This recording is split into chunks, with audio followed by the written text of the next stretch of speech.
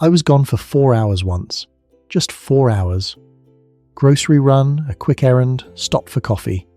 And when I walked back through the door, my dog acted like I'd been missing for a year. Spinning, crying, full body shaking, like he genuinely wasn't sure I was ever coming back. And I remember standing there thinking, does he have any idea it was only 4 hours? I laughed it off at the time, told myself it was just his personality. He's dramatic, he's always been like this. But that moment stayed with me, because there was something in his eyes that didn't look like drama. It looked like genuine relief, like something had been wrong, and now it wasn't anymore. And I started wondering, what was actually happening inside him while I was gone? What does time feel like to a dog? Does an hour feel like an hour? Does 4 hours feel like 4 hours? The answer, it turns out, is one of the most fascinating things I've ever looked into, and it changed completely how I think about leaving the house every morning. Here's the first thing most people get wrong. They assume dogs have no sense of time at all, that every departure feels the same, that 5 minutes and 5 hours are identical to them. That's not true. Research shows that dogs absolutely can distinguish between different lengths of time. In one study, dogs were left alone for 30 minutes, 2 hours, and 4 hours. When their owners returned, the dogs showed significantly more excitement after the longer absences, more greeting behaviour, more physical contact, more emotional intensity. They knew, not with a clock, not with numbers, but they knew.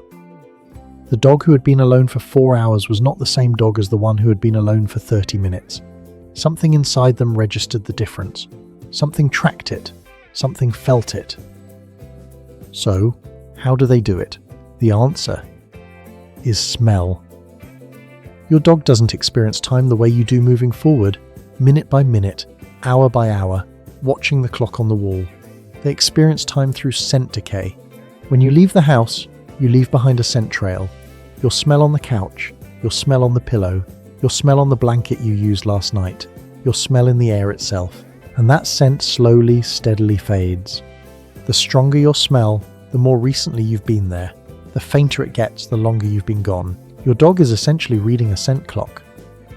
They don't know it's been 3 hours, but they know your smell is much fainter than it was when you left. And faint smell means one thing: a long time.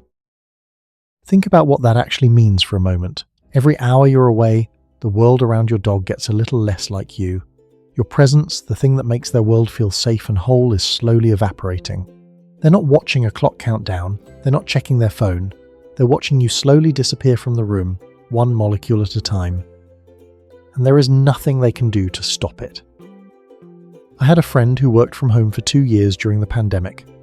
Her dog had never known anything else. She was always there, her smell was always strong, the house always felt full. Then she went back to the office. Within a week, her dog started doing something he'd never done before. He began collecting her things: her socks, a scarf she'd left on the chair, a shirt from the laundry basket. He'd carry them to his bed and lie on them while she was gone. She thought it was sweet, a little quirky. It wasn't quirky, it was survival. He was rebuilding her scent, surrounding himself with the strongest concentrations of her smell he could find, to slow down the fading, to keep the clock from running too fast. Dogs have over 300 million olfactory receptors. They can detect a single drop of liquid dissolved in an Olympic swimming pool. And the thing they use all of that extraordinary sensitivity for, more than hunting, more than tracking, more than anything else, is finding you. But here's where it gets even more interesting. Dogs don't just passively experience time passing, they anticipate. If you come home at the same time every day, and most people do, your dog's body starts preparing for your return before you even leave work. Research found that dogs can predict their owner's return with remarkable accuracy, even when the owner's schedule changes slightly. Part of this is scent. Part of this is circadian rhythm, the internal body clock that all mammals have. But part of it is something more interesting. Your dog has learned the pattern of your day, the sounds of your neighborhood at certain hours, the light through the windows in the late afternoon, the way the air feels when the day is shifting toward evening. And at some point, their body says, "It's almost time," and they go wait by the door. Not because they heard your car, not because they smelled you coming, Because after 1,000 repetitions of you leaving and coming back, their entire nervous system has been trained to expect you. You have become a pattern so deep it lives in their body. There was a study I read once that I haven't been able to stop thinking about. Researchers placed a camera on dogs while their owners were away. They wanted to see what the dogs actually did hour by hour during a normal workday. What they found surprised them. Most of the dogs slept for the first few hours. Then, without any obvious trigger, no sound from outside, no car in the driveway, they started moving toward the door, restless, alert, waiting. The researchers checked the timestamps. In almost every case, the dogs started moving toward the door within 30 minutes of when their owner typically came home. No alarm, no signal, no cue they could identify, just a body that had learned the rhythm of its person and was already counting down.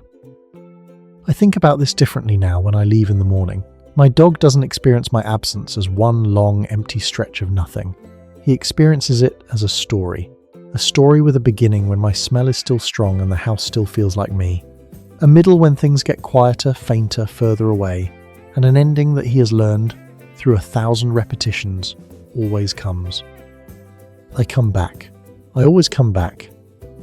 And somewhere in that dog brain, in whatever way dogs understand such things, he knows that too. Not with certainty, not with language, but with something older than language. Something written into him by 15,000 years of dogs, learning that their person always comes back through that door. The wait is hard, but the ending is certain, and maybe that's enough.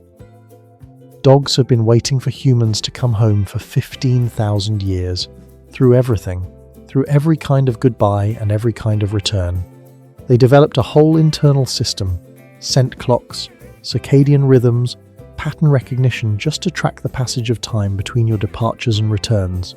Not because time is interesting to them, but because you are the event their whole day is organized around. The thing the scent clock is measuring toward. The thing the afternoon light is leading to.